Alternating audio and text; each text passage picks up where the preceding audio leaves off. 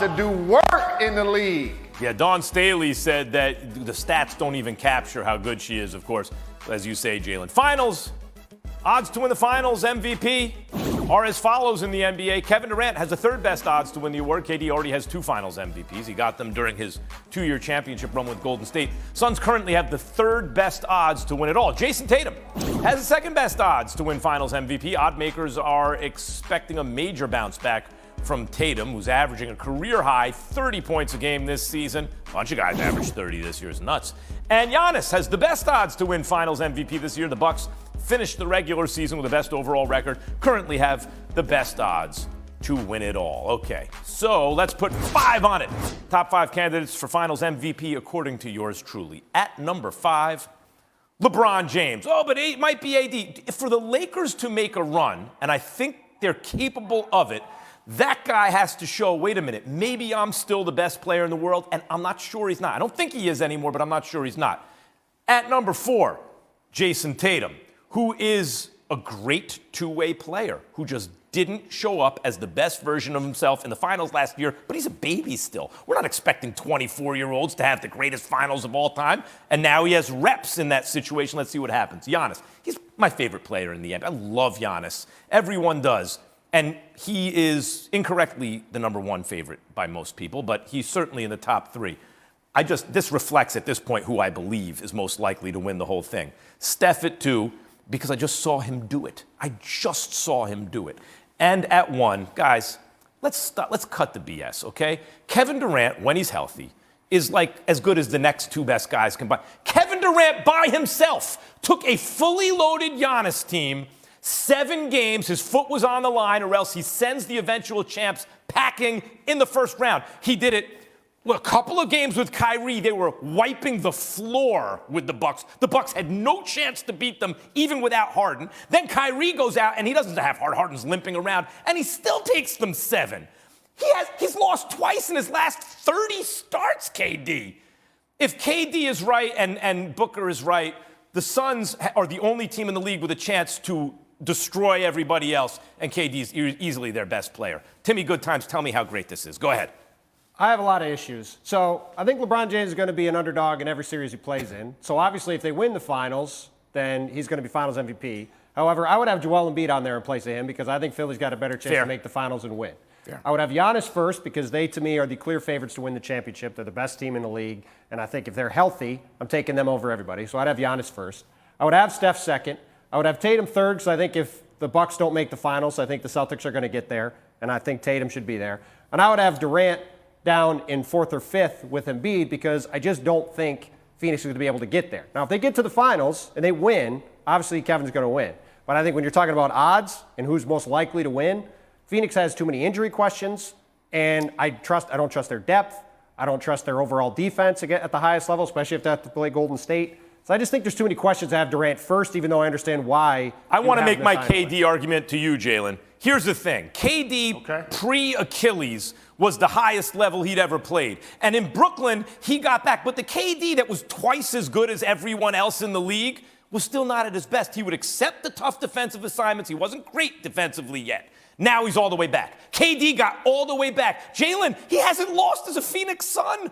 They win every game he plays in. Even with the Nets, he's like 28 of his last 30. No one's going to mess with KD if he's healthy. Tell me I'm wrong. Max, right track, wrong train.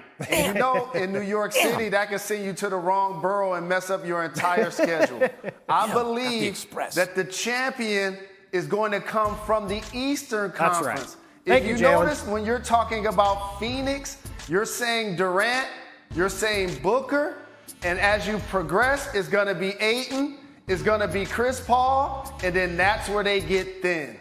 And at that point, that's when it costs you in the finals.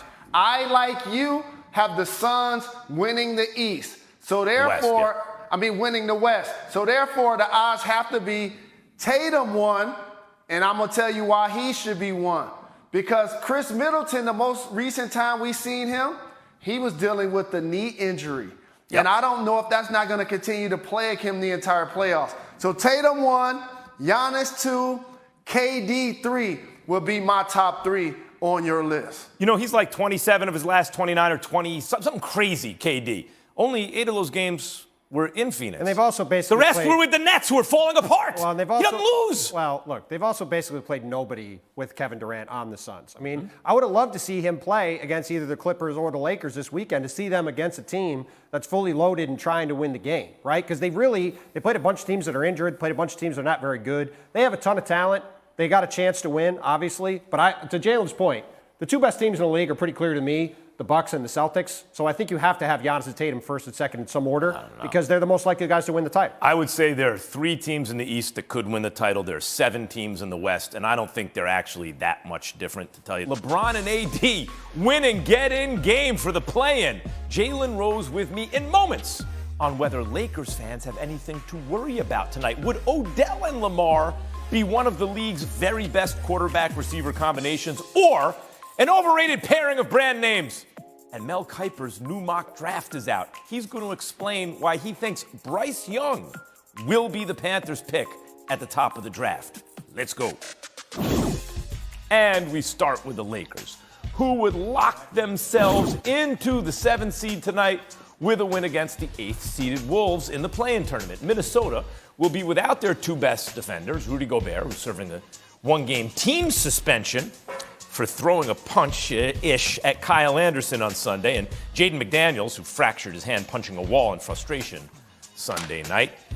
This game could have an effect on the Lakers' chances to win a playoff series. Not only will a win allow them to rest until Sunday, but keeps them on the bottom half of the bracket. If they lose, they play a winner-go-home game for the 8th seed. Look at this. Timmy Goodtimes, Tim Bontemps, and a man, by the way, with a cameo on the excellent Stars show BMF. I thought I saw you in the ad. You know, one of the ads that pops up on Stars. I'm like, wait, that's Jalen? Is he playing one of the gangsters? Oh, no. Okay, I got it. I thought they cast you as Big Meech for a second. I didn't know what was going on. Guys, let me tell you. I was mad they didn't put me in the fight scene, but maybe in the future. That's a hell of a show, though. All right, guys, Lakers-Wolves. The Lakers are supposed to win this game now because the Wolves are shorthanded, down their 2 best defenders, right? But to me, that adds pressure. And the reason it adds pressure is something, Tim, you said that had me thinking ever since the moment you said it. Ant Edwards.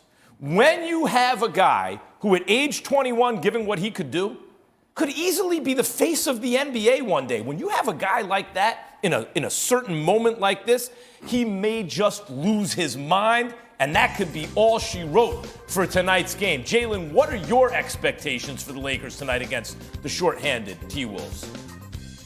I anticipate the Lakers going to win by double digits, but I'm not underestimating exactly what you just said.